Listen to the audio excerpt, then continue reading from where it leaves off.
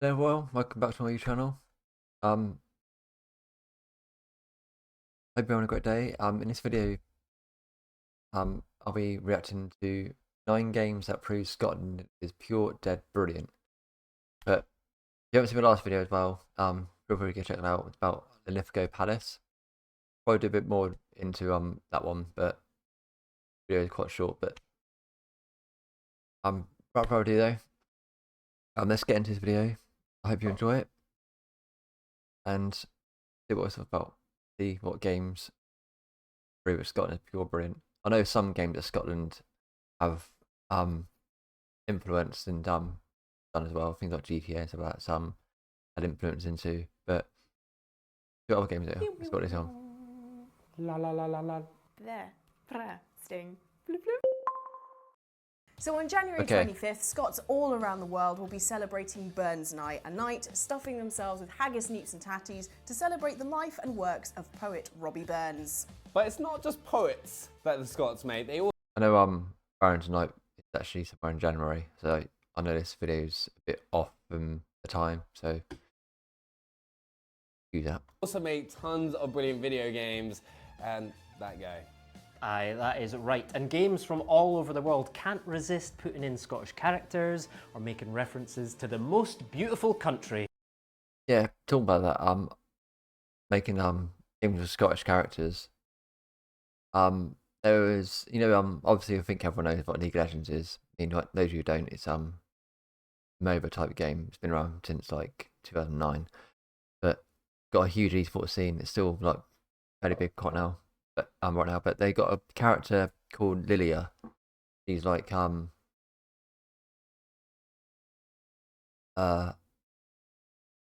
human, half horse. But they got like a Scottish voice in that one as well. Quite a cool addition to it. I mean, I do like the Scottish accent, Scottish voice, but it's, really good. But thought I'd just put that in there. If you haven't seen that before, go check it out. Like the voiceover, voice for Lilia. But obviously there's other games as well. Like, obviously voices, stuff like that, movies, but the right game. So trying to stick to that. In the whole world. Yeah, you're being a bit biased there, Graham. Absolutely not scientific fact. Graham, I'm not quite. Freedom!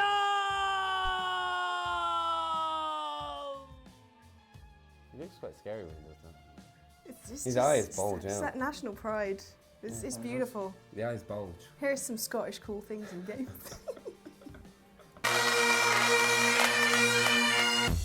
I do love bagpipes. Wait, really? Back in 1991, Lemmings, really? I used to love that game. That game was so good. Got on my nerves sometimes because, tried to save as many as I could, and I made myself a challenge quite a few times when I tried not to kill any, but then I kept doing it, and I just wanted to make sure I didn't kill any. It got on my nerves because I just made myself a challenge, and now when I'm in a challenge, I just wanted to keep on doing it. But I did love the game. It's actually a really great game. But I didn't know Scottish. thought that lemmings threw themselves off of cliffs. Okay. Well, a little company in Dundee called DMA Designs decided to take this idea and run with it. Not off a cliff, but to their computers where they created a classic, Lemmings. One of the very first video games I ever played, it gave players the chance of getting as many of the constantly walking lemmings with a death wish from the entrance to the exit as they could. You'd assign different roles to them, usually having to sacrifice some for the greater good. Yeah. Yeah, that's what made it so impossible. But I just thought I'd just try a challenge myself to try and not. But you can't go through a game without sacrificing at least some of them. But I at least tried, and it still got annoying. It was still quite annoying, even though when it got harder, you just couldn't save. Sometimes you couldn't save any, then you have to start again. So, but that's how I just love that game. Sorry, little guy. One of my favourite Originally games. released on the Amiga, Atari ST and PC, I played the PC version. The game was a huge success. I and played ported onto the loads Atari of different versions, Amiga platforms, version, helping it to sell millions of but the copies PC and version create as a well I played. long line of sequels. I just mentioned this a minute ago. When you think of Scotland's GTA. biggest exports, you might not immediately think of Grand Theft Auto. But as DMA Design's first big non-Lemmings game, you might be surprised to hear that GTA is Scottish born, Scottish bred, and still made in Scotland. And you might also be surprised to hear that GTA almost never saw the light of day. In fact, the first game missed all of its development milestones. Yeah, the thing about GTA, I'm not a big fan of the new GTA. Never really got into GTA much, but I mean the old original GTAs I like more. But like I said, I just wish they like if they actually put like Scottish theme stuff in there properly, like instead of just like American side of stuff, and like you can like have Scottish side of stuff, or like I don't know, you have like different sort of country. It most of the time it's stuck to like American side, and I know it's made in Scotland, but I mean it would be nice if actually it sort of put more different like cultures within there instead of just America. I'm not like berating like the American like landscape, but just it'd be nice if they actually put things like I don't know Canada or Scotland, things like Norway or Spain into the game, like the map itself. Be quite cool. And Or if only you can just fly to it. survived multiple attempts by publishers and money men to kill it.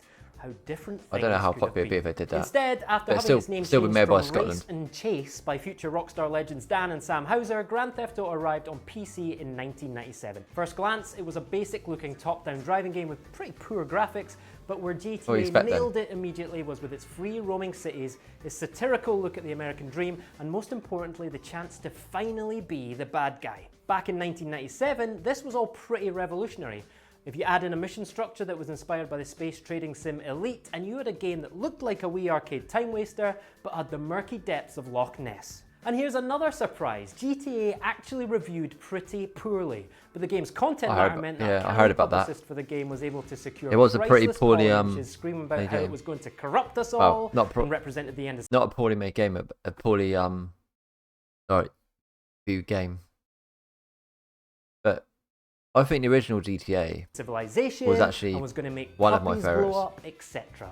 That helped make it a best-selling phenomenon.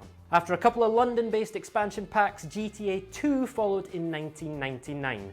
This time the action was moved out of Liberty City, Vice City and San Andreas and into the near-futuristic Anywhere City. Again, GTA 2 didn't review particularly well, but it did introduce a bunch of features that have had a huge impact on the rest of the series, like multiple gangs with varying trust levels, more powerful forms of law enforcement based on how bad you've been, side missions like driving a taxi or bus, kill frenzies, and pedestrian behaviour that made the whole city feel much more alive.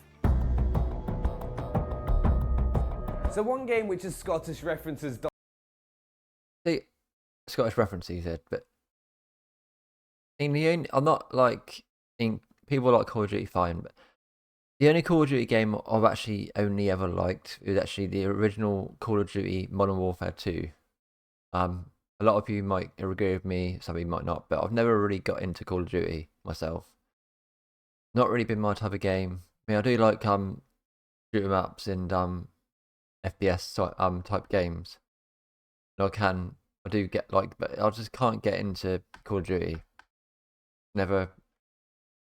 I don't know. I don't know what it is about it. I just never get into it.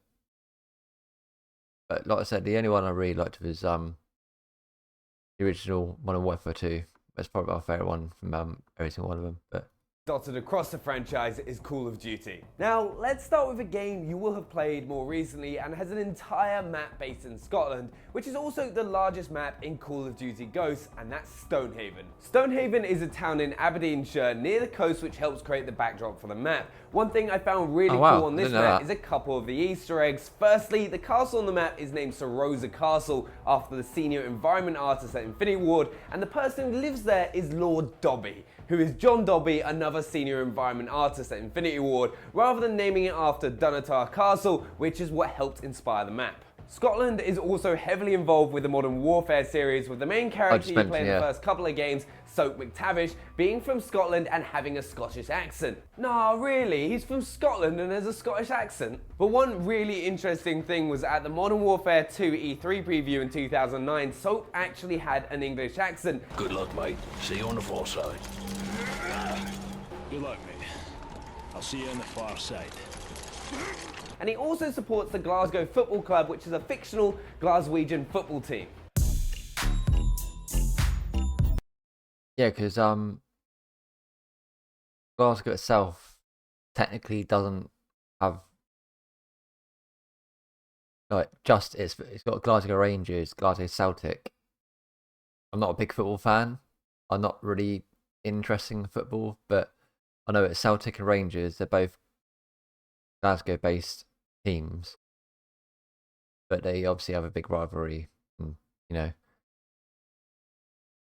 But yeah, but Glasgow itself generally doesn't have a just Glasgow team. It's more like Glasgow Rangers, Glasgow Celtic. Yeah, I know. But like I said, I'm not a big football fan anyway, but he is sort of like that. Developed by DMA Design and published by Rockstar, Grand Theft Auto 3 was the first 3D GTA game. It offered players a new perspective, a third-person perspective to be precise, as they caused havoc around Liberty City. The game was a massive success, and once DMA Design became Rockstar North, The last Vice one I City played and was San Andreas followed San Andreas. soon after. Developers were not afraid to put Or in Vice mods to City. their home Vice body, City and San Andreas was Scotland. last. Head to Francis International Airport's official website from GTA 3, and you'll see that one of the flight destinations is Leith in Edinburgh, where their offices were based at the time. Also, 2 of the bridges in San Andreas were modelled off the Forth rail and road bridges, which connect Edinburgh and Fife. If players went to bet on horses at an inside track, they could see some interesting Scottish-themed names. There was Dundee Ned, Ned meaning non-educated delinquent, referencing some of the rougher residents north of the Tay, and Scotland Nil, referring to Scotland's amazing ability to get 0 goals in way too many football matches. Just to name a couple. In Vice City, Rockstar North also introduced their own fictional heavy metal Scottish band, Love Fist, compiled of 4 men with innuendo-filled names. Is that actually a real band, by the way? I would like to. I'll probably have to check that out if I do, but I mean. Willie, Percy, I like Jez metal, and Dick. obviously. I see what you did there, Rockstar. The band had a not-so-big fan who wanted to see them dead. Thing is, we need someone to drive the limo we can trust, because that nutter keeps making threats. Tell me, I need my mom. We're all breaking ourselves, man. Well, maybe you wouldn't be so mad if one of them wasn't wearing an Argentina football shirt. Brace yourself, folks. Yeah, Manhunt. I don't even know. Okay, I've played that before. It's a pretty good game. I haven't played it for a while, but I mean, I didn't know it was Scottish though. Okay. Because things are about to get darker than a wet January afternoon in Aberdeen. So already no stranger to controversy, Rockstar North's next game after Vice City was a psychological survival horror that took its inspiration from the VHS video nasties and snuff movies of the 1980s. With a mysterious and whispering film director giving you instructions, you were dumped into Carcer City and told to stealthily dispatch a series of increasingly dodgy gang members in some of the most violent and disturbing ways ever seen in a video game. Oh, yeah. I remember this. I'll still never look at a carrier bag in the same way again. Now, there are a few ways to read Yeah, all of there's this. The some first and the most weird simplistic stuff in is that. that it was a straightforward stealth game, supercharged with gratuitous violence, it was pretty shock good. factor and controversy. The second is that it's an incredibly atmospheric and really tightly plotted experience that delves into the darker recesses of horror and violence more than any other video game had really dared to do. And the last and probably the most interesting for me is that Manhunt is one of the most complex examinations of violence in entertainment ever. You're forced to commit and watch these terrible acts to progress, and you're rewarded for planning more elaborate and violent assassinations. But the folks you're offing are a long way from being angels themselves, and as it turns out, you're arguably the victim of the whole story. And to make things even more psychologically intense, you could even wear a headset to have the director talk directly into your ear and you could make noises into the mic to distract your victims. Predictably, Manhunt attracted controversy like hangovers attract Iron Brew, really, and there were noises that even some Rockstar staff some different stuff this game was. The whole thing. But it established Rockstar North as a studio who would go further than I most forgot to it's made get with inside the Rockstar. heads of their players and sits quite nicely into the tartan noir genre. Same people made Grand Theft Auto. Scotland. Let's just not think too much about pigs either, eh?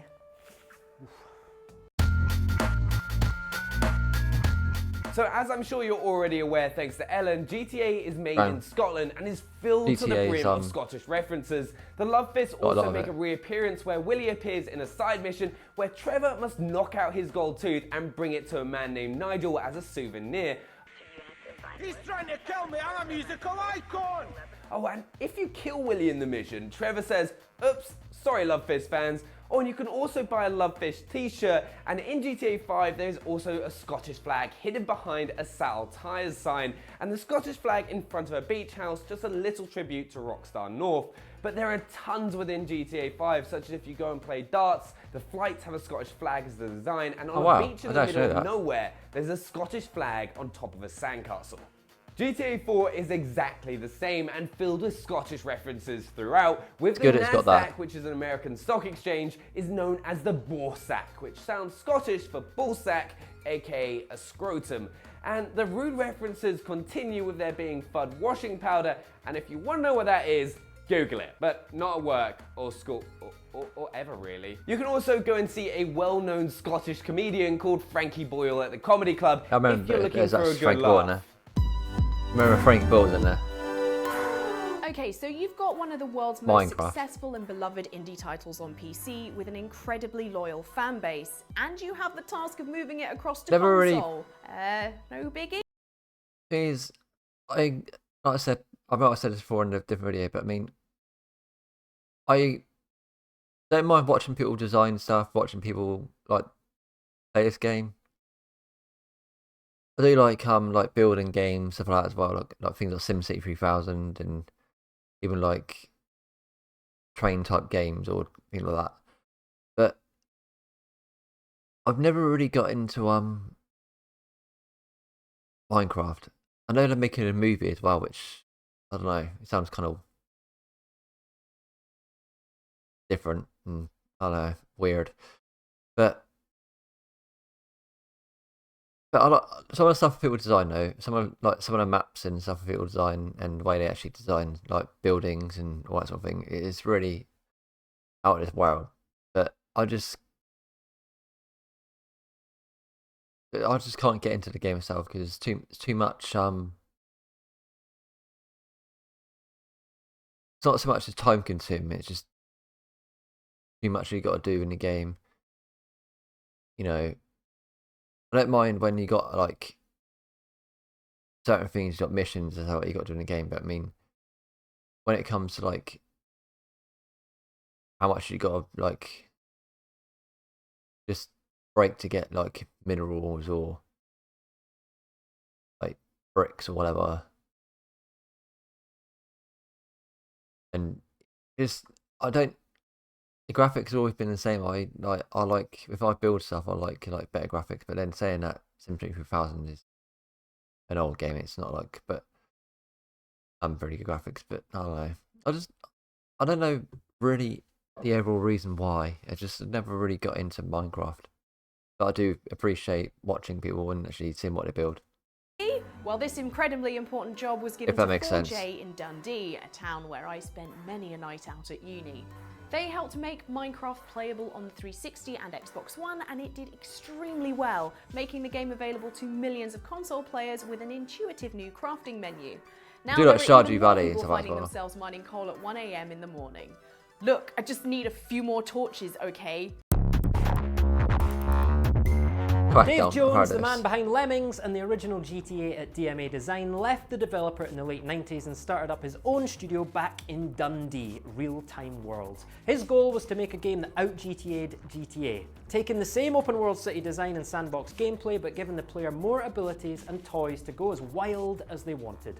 The solution was to allow you to constantly upgrade your special agent to unlock increasingly mad abilities, weapons and vehicles, until Pacific City was your own personal I didn't really playground. mind this game, personally. But Crackdown's development wasn't plain sailing. After 3 years in development and a move from the original Xbox to Xbox 360, testing showed that players weren't really enjoying the game that much. Yeah, But it importantly, wasn't very popular, the more but- they played, the more they liked it. So to make Yeah, sure that so people with gave me. Crackdown a fair shot, the So with me, I mean, the first time I got into it, I was like, eh. But then, when I actually really started playing it a bit more, I actually kind of got into it. But I actually really didn't mind the game. I decision thought it was was made quite to good. bundle the Halo 3 multiplayer beta with every single copy. Now at the time, that was the equivalent of putting a golden ticket inside every single bar of Willy Wonka's chocolate. Suddenly, everyone wanted Crackdown. And then something amazing happened. A demo for Crackdown was released and it became the most downloaded demo in Xbox history and became the second most played game on Xbox after Gears of War at the time. By the time the full game released in Gears of War was great as well. 2007, any doubts about Crackdown disappeared quicker than Scotland's chances of qualifying for the World Cup. The gunplay and vehicles were amazing, but where Crackdown really got it right was that just mucking about in Pacific City was such good fun. Climbing the humongous agency tower, doing mental jumps along the beachfront, or creating Yeah, it was domino-style kinda chain crazy-ass explosions with jumps like barrels that. were brilliant time wasters. It was also one of the first games to introduce open world co-op gameplay, which made the lols even more fun. And this year we can look forward to cracking on with Crackdown. It's back in the hands of Dave Jones at his new studio Reagent, still in Dundee, and ready to use the power of Xbox One and the cloud to fuel the most ridiculous level of destruction seen yet in an open world game. Look out for more on Crackdown 3 this summer. Crackdown 3. Wait, hold on. When does? Oh, 9 years ago. Yeah. Okay. Yeah. I wonder if they'll make a new Crackdown anyway. I know I played up to 2. I didn't know they did 3. Probably look it up. Wolfenstein also had Wolfenstein. its own bit of This game Scottish was in it great. from Fergus Reid, who is BJ's squad leader during the assault on the Death Shed's compound at the beginning of the game. He was born and raised in the Scottish Highlands before he eventually moved to Perth in central Scotland, where he joined the Parachute Regiment and trained as an aviation mechanic before Wolfenstein an is such a great game. alcohol-induced bet got him promoted to airman. Alcohol? Scotland? Never would have thought. Written by Scottish novelist Christopher Brookmyre and based on his book of the same name, you play as Scots lassie Heather Quinn, who gets sucked into Starfire, an old FPS game she played as a teen.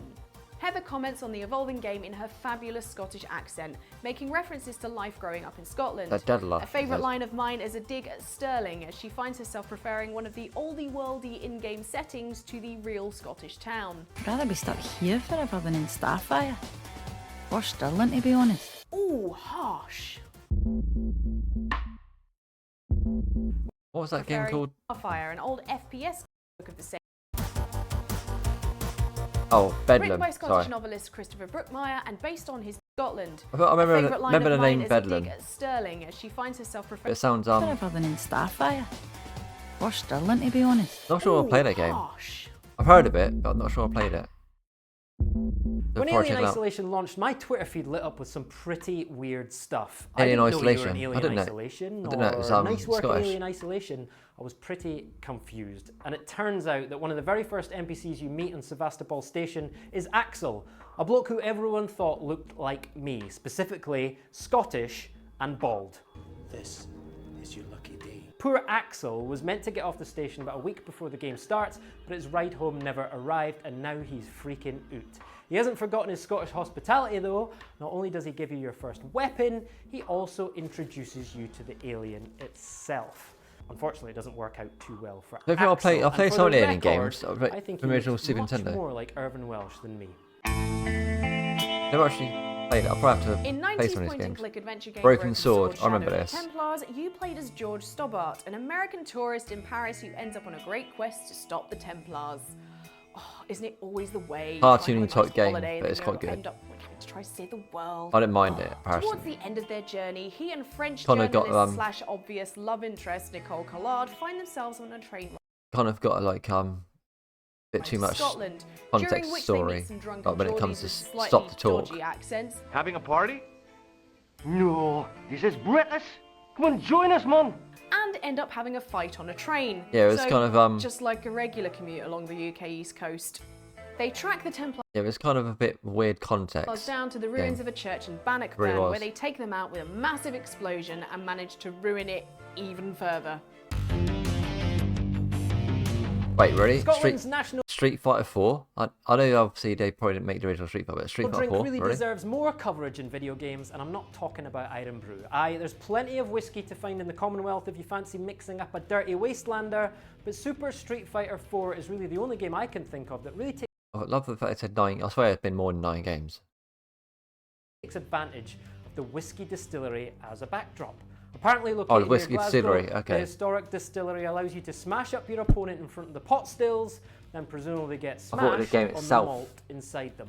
Things was get actually, even more Scottish, if you Scottish. can believe it, in the Barrel Buster minigame, where a burly loon in a kilt lobs barrels at you. Cheers, pal! Oh, okay. Another game export from Scotland is golf. Okay, not as exciting as video games in my humble opinion, but it's done pretty well for itself. The old course at St Andrews, a gorgeous little town on the coast of Fife where I went to uni, is known as the home of golf, and I'm not Yeah, totally sick of golf I know the St Andrews course. Obviously, from my brief time there. I'm not- No, not at all. I bet you've Being got such golf an games, obviously big part of though. golf's history, St Andrews features in a range of games, including Icono St Andrews on the N64, only released in Japan. Good shot! And most recently, Rory McIlroy PGA Tour. These games give golf fans around the world a chance to play Yeah. this legendary golf course, and I must say it's quite nice seeing I used some to of the play a places lot I of walk past. the original well, not saying original. I used to play the PJ Tour on the Nintendo. Played on quite a few golf games. I mean, I've played a lot of those Tiger Woods games as well. I haven't played the new ones yet, like the 25 one. I haven't played one yet. But I do like some of the old golf games. Every day on my way to lectures. So there we have it, just some of the Scottish games and references that we all love. And if you've got any yourself, let us know in the comments below. And if you like this video, do give us a massive thumbs up. We really appreciate it. And if you love will. Scotland as much as I do, it is your duty to subscribe to Xbox On. Shout out to Robbie Burns! See you later. Toast to the haggis! Bye. I've got one. I've not got one. You've all got like Alright, okay. the Scots made. Oh, They also made oh, try tons this again. of brilliant video games. And Why? there Oh. Aye, that is Alright.